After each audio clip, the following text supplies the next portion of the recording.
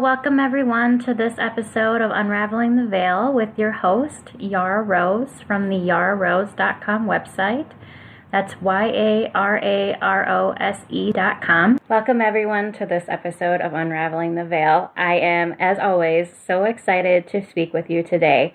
I do want to apologize for the quality of my voice. I've been sick for like the last 3 weeks and it doesn't seem to be going anywhere. So I did ask Spirit if I should skip recording a podcast this month entirely because of that, and they felt it was important to carry on. So here I am, and I will do the best that I can to serve you and make this an amazing podcast. So as soon as I posted the last podcast episode, I knew exactly what I wanted to do this episode about, and that was to carry on more about self-doubt and then also introduce the idea of self-confidence and how that also plays in with self-doubt and expectations. And honestly, when I fell ill for most of the month of September, I was like, I want to give my audience a podcast to listen to, but I don't know if I want to dig into that topic because it just seems like a lot to uncover and unravel, and I don't necessarily feel the greatest. But when I asked Spirit this morning what they wanted me to talk to you about, what message they really wanted me to share, and then I drew out of my Wild Unknown tarot deck, and the card that I drew made it very clear that they wanted me to carry on with the topic of self-confidence and self-doubt and expectations and how all of those play together. And that card was the Moon card. And in this deck, the message is, in many ways, the Moon card encompasses the idea of the wild unknown. It is in the shadow realm, the place where dreams, fears, and mysteries are born.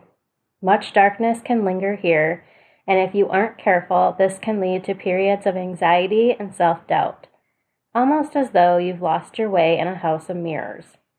Many great artists have roamed their inner landscape. It's where imagination and creativity drift freely upon the midnight air. And when I read that, I think immediately of self-doubt and how that little inner voice, those little insecurities play in making us doubt whether what we're doing is good enough, whether it's worthwhile, whether we should carry on or not. And this self-doubt eats away at our self-confidence and can really inhibit us from showing up the way that we are meant to in our full, authentic self, shining light glory. Maybe we should talk first about what self-confidence is. According to the Oxford Dictionary, self-confidence is a feeling of trust in one's abilities, qualities, and judgment. And I feel like self-confidence also is linked to what we feel our self-worth, our intrinsic value is. Something that really causes us a lot of turmoil is when we base our self-confidence or our intrinsic value on what other people think or feel about us, or how they perceive us, or how we perceive their expectations of us are. And then also how we perceive other people and what they've accomplished. And then we compare ourselves to them, which are both the topics that we talked about in our last episode, expectations and self-doubt. And you might be thinking, well, that's great, but how do we go forward from here? Well, how do we use this information to increase our self-confidence? How do we use this information to quiet that inner self-doubt that we have? And I think the first step is honestly just being aware that that's what's going on. That's what's happening. Knowledge is power. And when you can catch yourself having a desire to do something, like, I don't know, anything really, maybe create a social media post or reach out to the person that you see in a store that looks really sad and just give them a compliment. And as soon as the thought comes in and makes you feel a little warm, and then all of a sudden you have this other conflicting thought that's like, they're not going to care what you think if you like their shoes.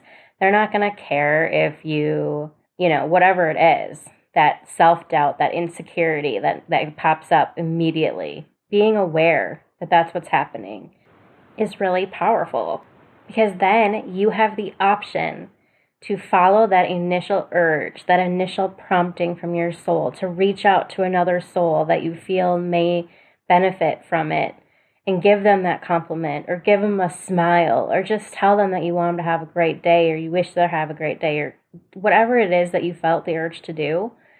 Or you can choose to follow your unconscious belief. You can choose to follow that old pattern that's honestly, truly just trying to keep you safe. It's trying to keep you protected. It's trying to not make yourself vulnerable, because it sees vulnerability as something scary, because you could extend that olive branch. You could say that compliment, or you could give that smile, and they could completely reject it. They could frown at you. They could tell you that they don't care about your compliment. They could tell you to mind your own business. So this unconscious cycle is simply trying to keep you safe from possibly being rejected. And there's nothing wrong with that. There's nothing wrong with a part of yourself trying to keep you safe. But I think we all at times need to decide how much we're willing to keep ourselves safe in our comfort zone, and how much we are going to choose to take that step out there and see how we could consciously and deliberately create a life with these amazing experiences where we do decide to reach out to that person in the supermarket. And maybe as we do, they get a smile on their face for the first time since you've been in the store, and they say thank you, and you can tell that it just lightened up their whole being. And maybe it didn't. Maybe they brushed you off. But that's part of the process is, okay, I reached out. They took the olive branch, or maybe they didn't take the olive branch. And part of the process of being okay with whatever the outcome is. And also in knowing that you reached out, you took that step, you followed an urging from your soul, and it felt really good. And being able to be happy about that, regardless of what that other person does, because you know that you had good intentions, that you truly felt like giving this person a compliment or giving them a smile, and it made you feel good to do so, and you're okay with that. And it doesn't matter what they do or what their response is, because you are so confident in yourself and in following your own intuition and knowing that whatever their response is or isn't, if they don't have one, that's their business. It doesn't reflect anything towards you. Sometimes we are put in places and we are given these intuitive nudges as an opportunity for us to show up in the world as a bright spot in someone's day. And it's up to us whether we want to engage with that energy or not. And it's also up to the person that we are engaging with and whether they want to engage back or not. And I've had experiences where it's worked out, and I've had experiences where it hasn't worked out. But I know that when it doesn't work out, it's not a reflection of me. It's a reflection of where that person is at in their life. And it doesn't make me feel any lower about myself. It doesn't make me feel self-conscious that, oh my gosh, they thought that I was a lowly human being and how dare I even acknowledge their presence. It's nothing like that. They're probably lost in their own insecurities and their own self-doubt in their own world. And they maybe didn't even acknowledge my smile. Maybe they didn't even see it. Or maybe they have this pattern running in their mind about, oh my gosh, that person smiled at me because I probably have something in my teeth, or my hair is terrible and they're just giving me sympathy. Like, you have no idea what different patterns and cycles and insecurities are running through that person's head, or even what they're dealing with You really, truly never know what other people are dealing with. All that you can do is to choose whether you're going to show up or not, whether you're going to engage or not, whether you're going to make yourself vulnerable for that small period of time or not. And then if you do choose to make yourself vulnerable, be okay with whatever the outcome is. And don't let the possible negativity or the possible rebuff make you feel bad about yourself. You might be asking, how do I not let their reaction make me feel bad about myself? And I want to share this quote with you, and its source is unknown, but it says, "What people say about you is a manifestation of their own thoughts. It says more about them than about you. Learn not to take it personally." I have found that to be so unbelievably true. And I've even seen it with myself after the fact when I'm analyzing something. I'm like, why did I say that to that person? Or when I reacted out of ego right there, why did I do that? And I realized it really had nothing to do with that person. It had something to do with how I felt about a piece of myself that I hadn't accepted, or that I criticized or I judged myself harshly on, and I was just projecting it onto them. It's actually a theory that Carl Jung, a Swiss psychiatrist, talks about. He says, first we reject and then we project. We reject these parts in ourselves and refuse to acknowledge that they exist, and then we project them and their flaws onto other people. Because although our conscious minds are avoiding our flaws, it still wants us to deal with them on a deeper level. So we magnify those flaws in others, and that's the projection. So a couple things I want to say about this is A, every time I have ever reacted from a place of ego, from a reactionary standpoint, instead of stepping back and becoming aware and fully understanding and engaging with what's going on in front of me, I regret it later. So if and whenever possible, try to not engage in that first reaction. Try to step back and become aware, so that way you'll have fewer regrets and you'll hurt less people along the way. And B, when someone does that to you, remember that A, it's more about them and what's going on in them and what they're projecting and all of everything else we've talked about. And B, extend them grace. Accept that whatever they say or don't say, or whatever their actions are or aren't, it really has nothing to do with you. And they will most likely regret it later if they're at all in touch with their soul and their actual higher being and loving self. They will regret it later. And extend grace, because you've done it too. You've done it to others too. And you would want them to extend you the grace that you are extending others. In choosing to extend grace, that doesn't mean that you are taking on what they are saying to you or what they said and accepting that as true. It just means that you're acknowledging that they reacted and it's not anything to do with you. It's about them, and just send them love and light and let it go. Let it wash right off your back. Don't let it in. And I also want to say these quotes from Brené Brown, Dare to Lead. I feel like they relate really well to what I just talked about. Don't grab hurtful comments and pull them close to you by rereading them or re-experiencing them or ruminating on them.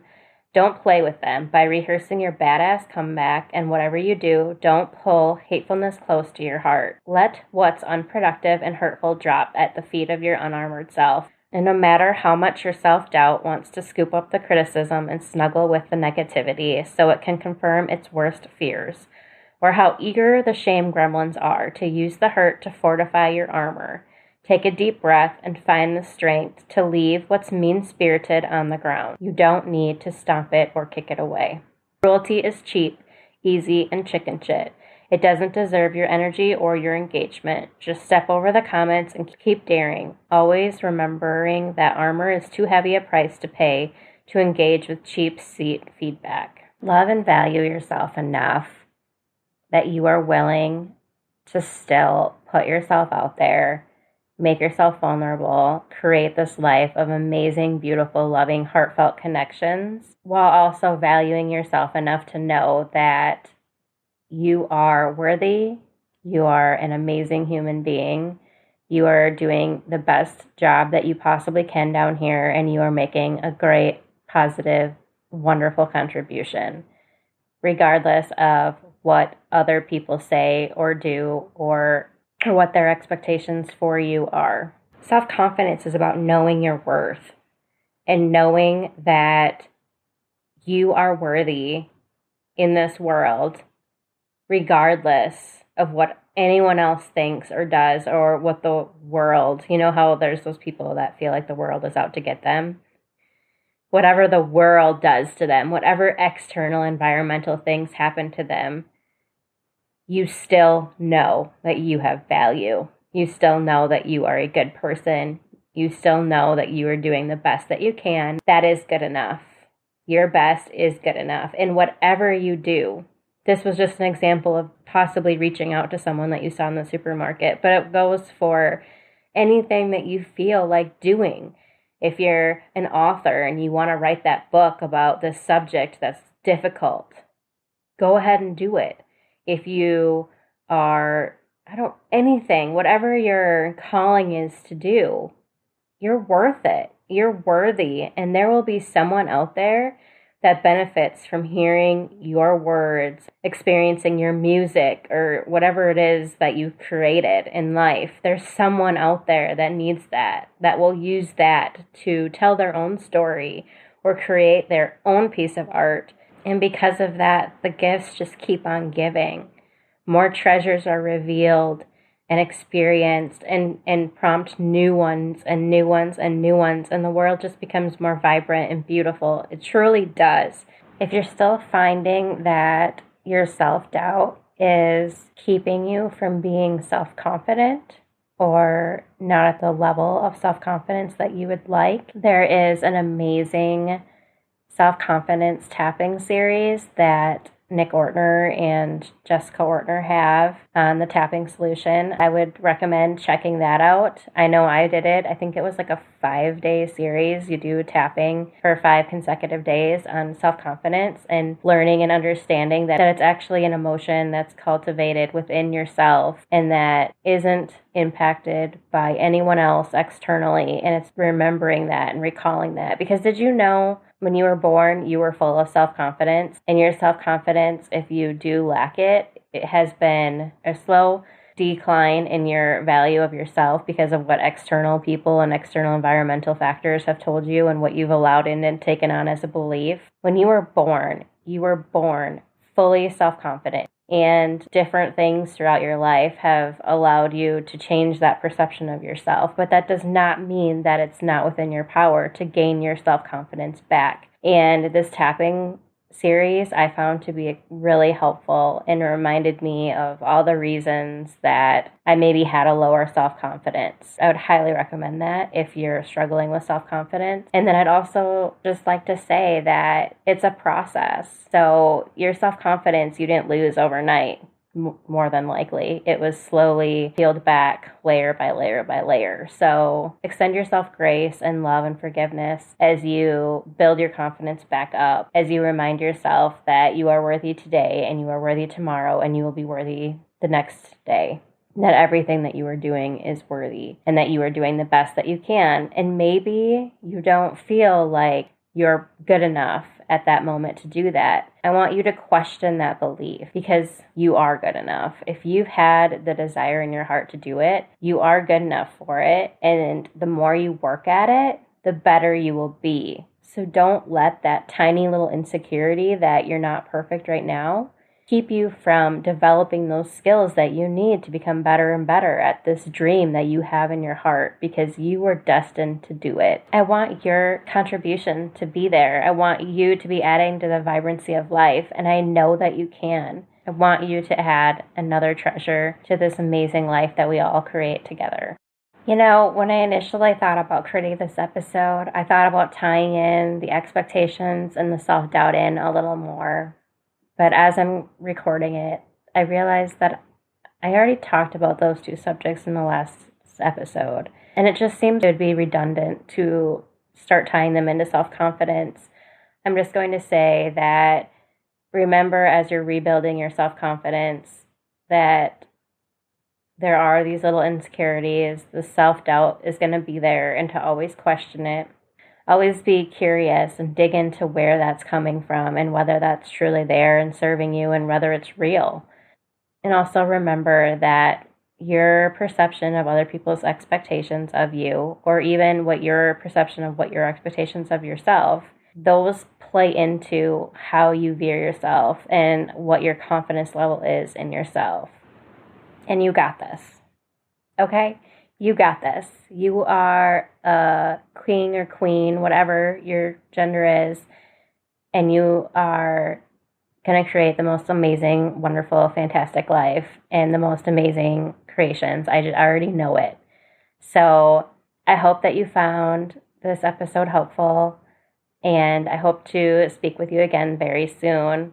As always, I thank you so much for spending your time with me, and I wish you the most love, light, and inspiration. With all of my love, Yara Rose.